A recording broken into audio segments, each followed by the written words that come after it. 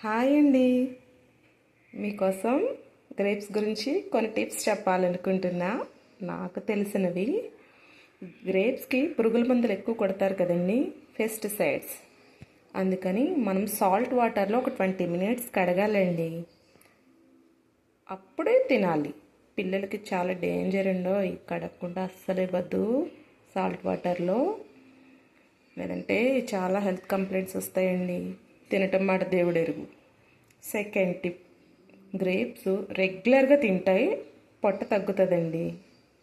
Third tip, స్వీట్గా grapes తినాలనుకునే వాళ్ళకి ఇలా గోల్డెన్ కలర్వి రౌండ్గా ఉన్నవి తీసుకోండి, స్వీట్గా ఉంటాయి. Fourth tip,